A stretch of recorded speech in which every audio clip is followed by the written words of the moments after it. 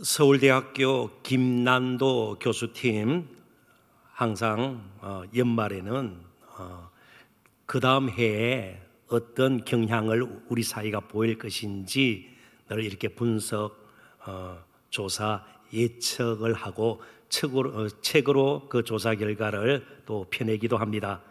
올해도 마찬가지였습니다.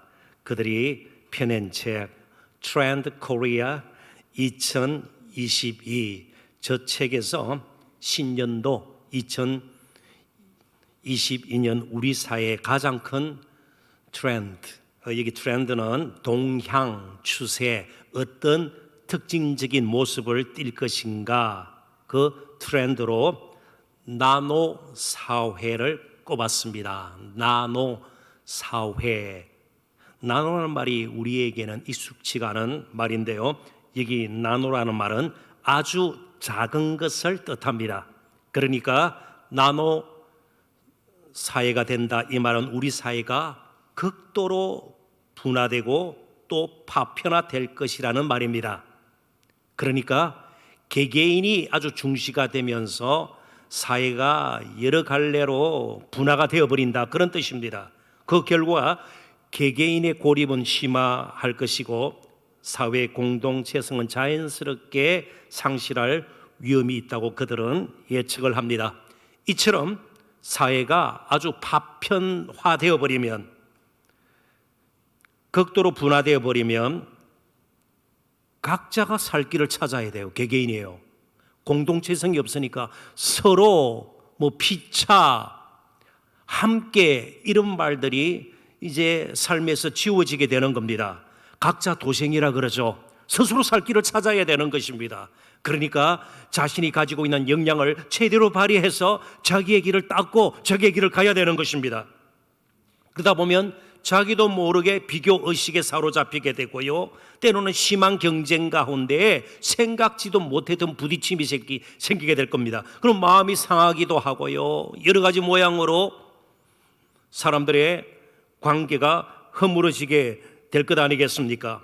그런데 더욱 심각한 문제는 오늘 교회도 니노아의 조짐이 보인다는 것이에요.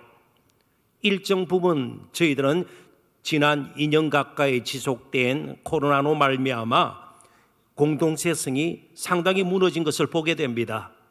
개개인이 어떻게 신앙을 힘겼지만 영위하고 있는지는 모르겠지만 코이노니아는 전혀 이제는 이전처럼 누리고 저희들이 경험할 수 있는 기회들은 확실히 줄어들었습니다.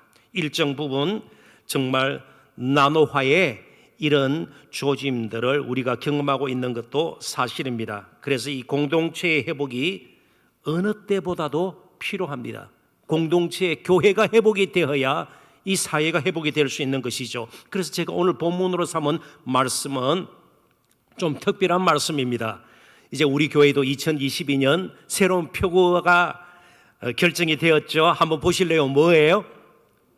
공동체의 영성을 회복하는 한 해가 되게 하소서. 그 주제 성구가 강대상 뒤에 있는 현수막에 있어요. 그리고 모토가 뭐예요? 구호가 함께 갑시다예요. 함께 갑시다. 함께, 어렵더라도 함께 좀 어려움을 겪고 살아도 같이 좀 사시다. 함께 갑시다. 그리고 이 주제 성구가 아모스 9장 11절 아니겠습니까? 그날에 내가 다윗의 무너진 장막을 일으키고 그것들의 틈을 막으며 그 허물어진 것을 일으켜서 옛적과 같이 세우고, 이 말씀을 좀 더 우리 깊이 이해하기 위해서 당시 이 말씀이 주어졌던 아모스 선지자 당시의 좀 상황들, 배경들을 살펴보는 것이 필요할 것 같습니다. 아모스 선지자는 정통 선지자가 아니에요. 선지학교 출신이 아니에요. 이사야나 예레미야 같은 그런 정통적인 선지자가 아니에요. 원래 농부예요. 그리고 이 아모스 선지자 당시 나라는 두 쪽으로 갈라져 있었습니다. 북이스라엘과 남유다예요. 그런데 이 아모스는 남쪽 유다의 평민이었습니다. 농사 짓고 가수원 재배하고 그리고 가축 기르는 평범한 사람이에요.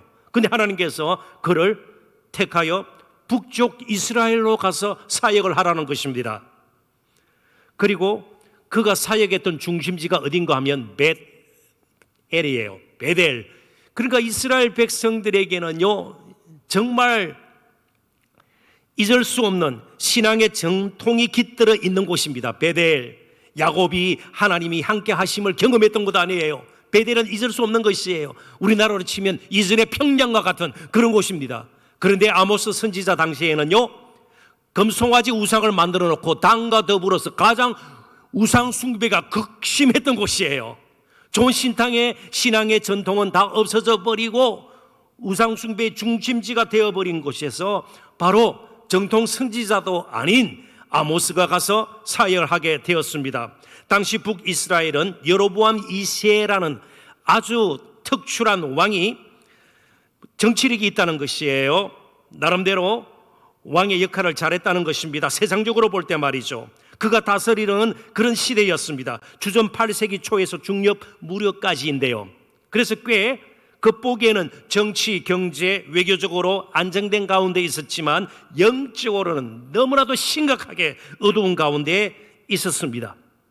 그래서 우리가 주목할 것은 그 당시에 아모스, 요즘 말로 그냥 평범한 성도를 세워서 선제로 삼을 정도로 북이스라엘이 영적으로 심각한 상태였다는 겁니다. 그리고 동시에 그 시대에 사역했던 선지자가 호세아 선지자입니다. 그러니까 동시대에 이 두 명의 선지자가 활동할 정도로 북이스라엘은 심각했습니다. 실제로 이 여로보암 2세 왕이 통치를 끝내고 역사에서 사라진 다음 31년 후에 북이스라엘은 아수르에게 완전히 멸망을 당하고 나라가 없어지게 됩니다. 그리고 그 후에 여러 족속들이 섞이면서 탄생한 족속이 사마리아인들이에요. 그처럼 유대인들이 멸시했던 사마리아인들이 그렇게 생겨난 것입니다. 완전히 영적인 대가 끊겨져 버린 것이죠. 그러니까 뭔가 겉보기에는 괜찮아요. 평온해 보여요. 부유해 보여요. 그렇지만 조금만 들여다보면 빈부격차가 극심했고요. 거짓과 술수와 그리고 우상숭배와 불의가 가득한 그런 시대였습니다. 그래서 호세아는 이렇게 외쳤습니다. 하나님을 알자. 좀 이제는 영적인 관심을 가지고 하나님을 알자. 값을 치르는 그 하나님의 아픈 사랑을 알자. 호세아와 고멜의 결혼 생활을 통해서 보여주는 하나님의 그 아픈 사랑, 끝까지 포기하지 않는 그 아픈 사랑을 우리가 좀 알자. 그리고 아모스는요, 이제 하나님으로 살자예요. 하나님을 아는 것으로 끝나지 말고 하나님으로 살자. 하나님이 얼마나 거룩하고 의로운 분이신가, 그 사랑을 알았다면 이제 우리들도 이 불의한 사회에서 그 모든 것을 이제 뒤로 하고 정말 함께 이제는 거룩하고 의롭게 살자. 알자와 살자. 이것이 그 시대에 정말 요구되는 것들이었습니다. 하나님의 관심은 이스라엘 백성들이 그들의 삶 속에서 거룩함과 의로움을 드러내면서 함께 사는 것이었습니다. 단순히 각자가 부왕하고 편안한 것이 아니었습니다. 오늘날도 마찬가지입니다. 하나님께서 우리에게 요구하시는 것이 무엇입니까? 진정 우리 모두가 거룩하고 공의로운 하나님의 백성으로, 그리고 교회가 하나님의 거룩하고 공의로운 공동체로 세상에 드러나는 거 아니겠어요? 그래서 함께 사는 모습을 보여서 진정으로 사람이라면 저렇게 살아야 되는 것이구나, 공동체는 저런 것이구나, 우리가 보이고 또 사람들에게 알려줄 수 있어야 된다는 것입니다. 그래서 오늘 본문 11절은 우리에게도 특별한 의미가 있는 것이죠. 다시 한번 읽어봅니다. 그날에 내가 다윗의 무너진 장막을 일으키고 그것들의 틈을 막으며 그 허물어진 것을 일으켜서 옛적과 같이 세우고. 다윗의 무너진 장막입니다. 틈도 생깁니다. 허물어집니다. 장막은 온전한 것이 못 돼요. 임시적인 것이죠. 영원한 거처로 삼을 수는 없는 것입니다. 장막입니다. 우리의 인생이 장막과 같은 것이에요. 사실은요, 언제든지 찢어지기도 하고요, 바람이 불면 무너지기도 하는, 정말 흙바람이 불면 모든 것을 제대로 다 막을 수도 없는, 피할 수도 없는 그런 장막입니다. 이게 세상의 모습이고 다윗의 왕조였습니다. 여로보암 시대도 마찬가지였습니다. 결국은 이스라엘이 남유다까지 바벨론에 의해서 완전히 멸망하고 말죠. 그래서 다윗의 왕조는 무너지고 맙니다. 그런데 옛적과 같이 세우고, 그럼 다윗과 솔로몬의 왕 같은 왕을 하나님께서 다시 세우셔서 왕조를 일으킨다는 뜻이에요. 실제로 이스라엘 역사를 보더라도 그런 왕조는 다시 등장하지 않습니다. 그러니까 다윗의 무너진 장막 대신에 또 다른 나라가, 왕조가 세워진다, 그런 뜻이에요. 그러니까 다윗의 장막, 다윗의 왕조는요, 일종의 그림자예요. 조금 전문적인 용어로 예표라 그래요. 장차 나타날 어떤 나라를 그려주고 있는 거예요. 미리 좀 보여주는 것이에요. 자, 그런데 이 다윗의 장막이 무너졌습니다. 허물어졌습니다. 틈이 생겼습니다. 그런데 다시 다윗의 왕조와 같은 왕조가 이스라엘 역사에서 나타나지 않아요. 자, 그렇다면 이 나라가 어떤 나라일까요? 이제 이것만 우리가 붙들면 되는 겁니다. 그것은 바로 다윗의 자손 예수 그리스도로 말미암아 이루어질 새로운 이스라엘, 참 이스라엘, 하나님의 나라예요. 자, 하나님의 나라가 어디 있을까요? 동남아시아예요? 중공동 지역이에요? 유럽이에요? 미국이에요? 하나님의 나라가 어디 있어요? 오늘 밤 저와 여러분이 하나님의 나라예요. 예수 그리스도께서 이 땅에 오셔서 공생애를 시작하시면서 첫 번째로 선포했던 말씀이 무엇입니까? 하나님의 나라가, 천국이 가까워 왔느니라. 회개하라. 이제 하나님 나라를 받을 준비를 해라. 다윗 같은 어떤 인간 왕이 세운 나라가 아니에요. 하늘로부터 임한 은혜의 나라예요. 우리가 간 나라가 아니에요. 온 나라예요. 예수 그리스도가 은혜와 진리로 다스리는 이제 나라가 우리 가운데 임하게 되었습니다. 새 이스라엘 시대가 예수 그리스도의 오심과 더불어 시작이 되었고, 그리고 그 나라는 그가 다시 오실 때까지 계속 흥왕하여질 것입니다. 코로나 가운데서도 하나님의 나라는 결코 쇠하지 아니하여요. 틈이 생기지 않아요. 온전해요. 15절을 보십시오. 내가 그들의 땅에 심으리니 그들이 내가 준 땅에서 다시 뽑히지 아니하리라. 내 하나님 여호와의 말씀이니라. 그러니까 문제는요, 주 예수 그리스도의 은혜가 부족하거나 그분의 권능이 부족하거나 그 나라가 너무 형편이 없거나 너무 초라하거나 그런 것이 아니에요. 우리가 계속 세파에 시달리면서 그분을 찾지 않는 겁니다. 예수 그리스도를 알기를 원치 않는 것이에요. 예수 그리스도로 사는 것을 우리가 실제로 원치 않는 거예요. 그래서 바빠요. 힘들어요. 늘 아쉬워요. 이런 식으로 우리가 1년을 보내고 2년을 보내고 오늘까지 이르게 되지는 않았는가 살펴보아야 합니다. 오직 주님께서 통치하실 때에 2022년 새해 우리의 삶도 온전할 것입니다. 다윗의 장막은 온전하지 않아요. 그렇지만 예수 그리스도 안에 하나님의 임한 나라는 온전하단 말이죠. 그래서 이쯤에서 저는 하나님을 알고 하나님으로 삽시다, 바로 호세아가 그리고 아모스가 그렇게 외쳤던 것처럼 우리도 그렇게 살았으면 좋겠다, 그런 생각이 있어요. 그러려면 저는 한 가지를 오늘 밤 강조하기를 원합니다. 하나님께서 우리를 인도하시는 방식, 하나님께서 일하시는 방식에 좀 더 익숙해졌으면 좋겠습니다. 이제 이게 풀이에요. 다윗의 장막이 무너지는데 그 무너짐과 동시에 무엇이 새로 일으켜져요? 하나님의 나라가 일으켜진단 말이죠. 한번 이렇게 생각해 보십시다.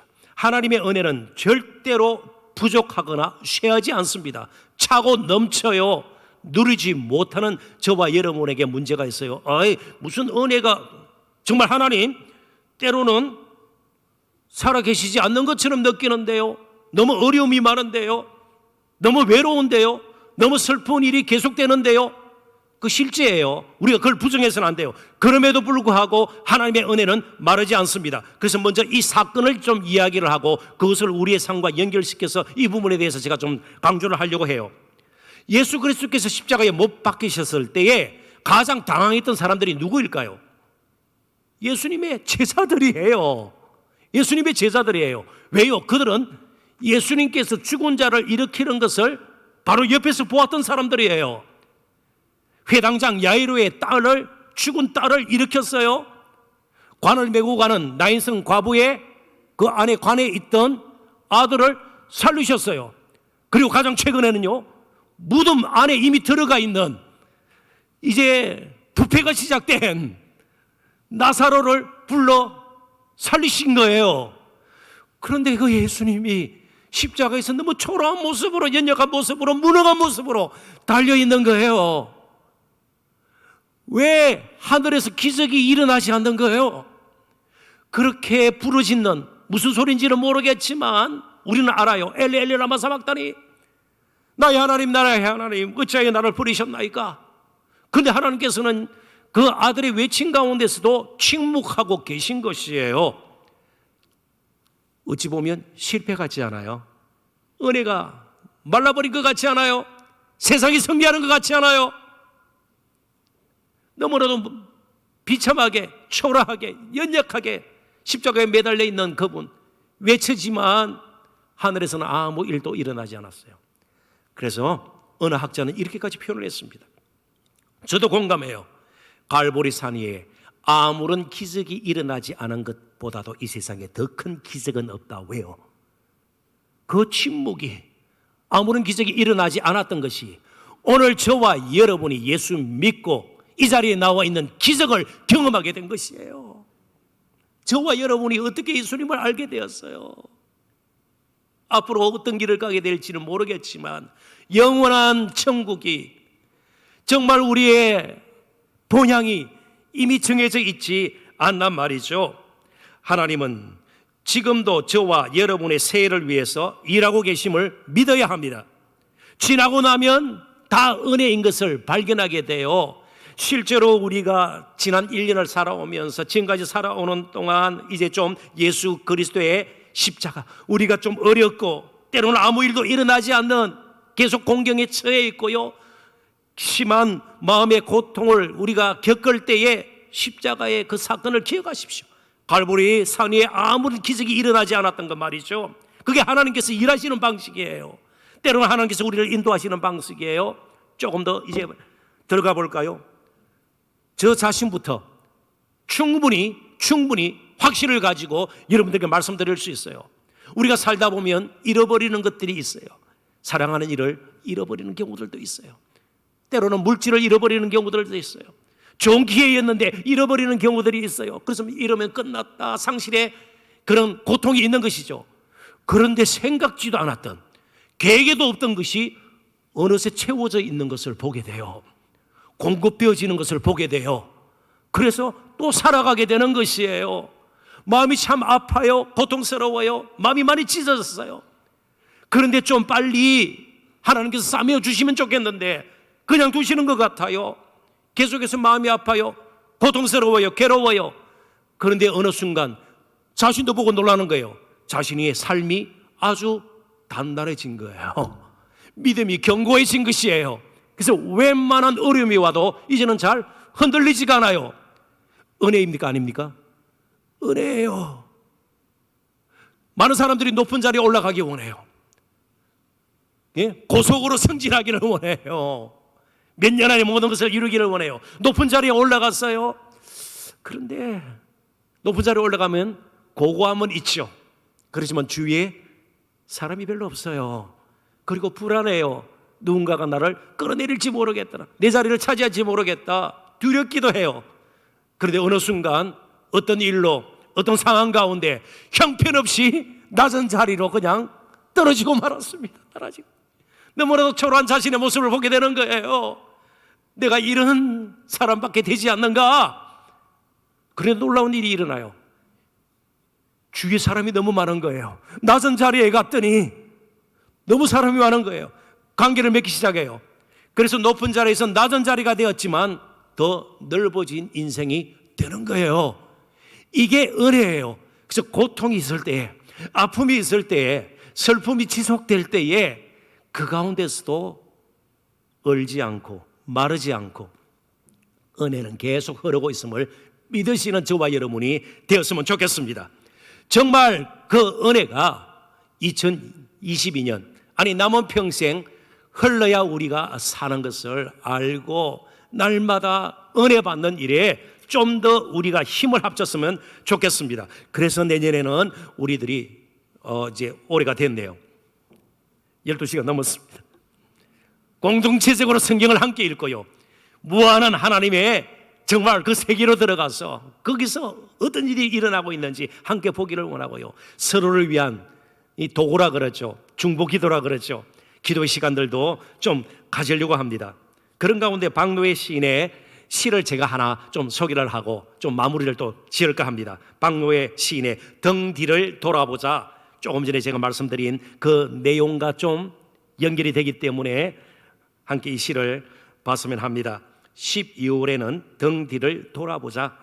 앞만 바라보고 달려온 동안 등 뒤의 슬픔에, 등 뒤의 사랑에 무심했던 시간들을 돌아보자. 눈 내리는 12월의 겨울나무는 벌거벗은 힘으로 깊은 숨을 쉬며 숨가쁘게 달려온 해와 달의 시간을 고개 숙여 묵묵히 돌아보고 있다. 우리가 여기까지 달려온 것은 두고 온 것들을 돌아보기 위한 것, 내 그립고 눈물나고 사랑하는 것들은 다 등 뒤에 스승이고 있으니 그것들이 내 등을 밀어주며 등불 같은 첫 마음으로 다시 나아가게 하는 힘이니 12월에는 등 뒤로 돌아보자. 시를 제가 전문가도 아니고 다 해석할 수는 없습니다. 그런데 등 뒤에 있는 것들이 어떨 때는요 굉장히 힘들고 어렵고 고통스러운 것들이었어요. 근데 그것들이 밀어서 12월 말까지 왔고 새해로 넘어가게 만든다, 힘이 되었단 말이에요. 지금까지 베푸신 은혜가 우리를 여기까지 이끌어 왔습니다. 앞으로도 그 은혜가 계속해서 우리를 이끌어 가실 것입니다. 무너진 다윗의 장막을 다시 일으켜 세울 일은 다윗의 자손 바로 주 예수 그리스도입니다. 왜요? 다윗의 장막에 대해서 가장 잘 아시는 분이기 때문입니다. 우리를 가장 잘 아시는 분이 누구입니까? 우리가 어떤 존재인지를 그분이 모르실까요? 얼마나 죄사함의 은혜가 필요한지, 대속의 죽음이 필요한지 그분은 아시지 않겠어요?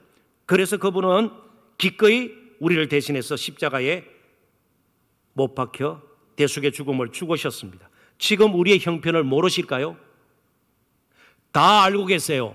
뭘 보면 알 수 있어요? 로마서 8장 34절에 보면 하나님의 보좌 우편에서 우리를 위해서 친히 간구하시느니라. 우리의 기도 제목은 온전치 못할 때가 있어요. 그죠? 조금 빗나갈 수도 있어요. 그런데 보좌 우편에서 우리를 위해서 기도하시는 주님의 기도 제목은요 조금치도 빈틈이 없어요. 완전해요.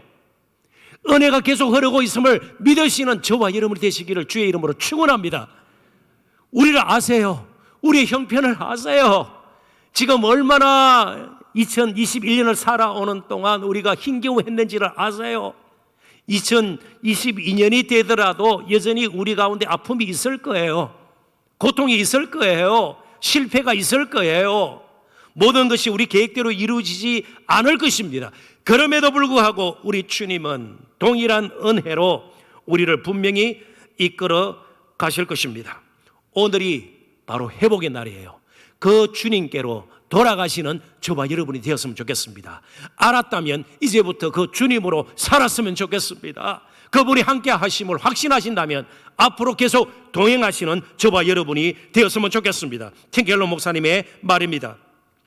가족, 돈, 어술, 프로그램을 비롯해 고만고만한 것들의 희망을 두기가 얼마나 쉽습니까? 하지만 그리스도인은 기름 부음을 받은 왕, 곧 예수님을 바라보아야 합니다. 이번 주일날 제가 좀 강조를 할 내용인데요. 코로나 맞습니다. 불경기 맞습니다. 나이가 드시면서 혹은 또 여러 가지 모양으로 병들이 생기는 것 맞습니다. 가정에 우환이 생기는 것 맞습니다. 그렇지만 저와 여러분의 운명이, 교회의 운명이 단순히 세상 사람들의 손, 그들의 지혜와 지식, 우리를 포함해서요, 거기에서 결정되지 않는다는 사실을 꼭 기억하셔야 돼요. 결국은 우리 주님의 손에 의해서 결정이 된다는 것을 믿으셔야 합니다. 그래야만 기도할 수 있어요. 그러지 않으면 기도할 필요가 없어요.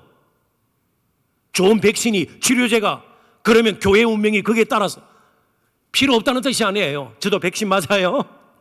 치료제 먹을지도 몰라요.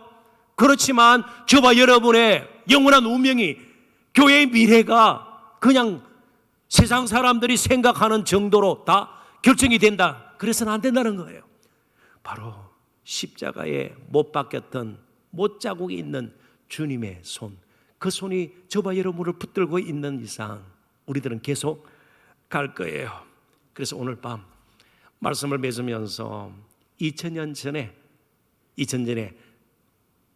한 사람이 외쳤던 그 외침이 정말 마음속에서부터 간절하게, 절실하게 우리의 외침이 되었으면 좋겠습니다.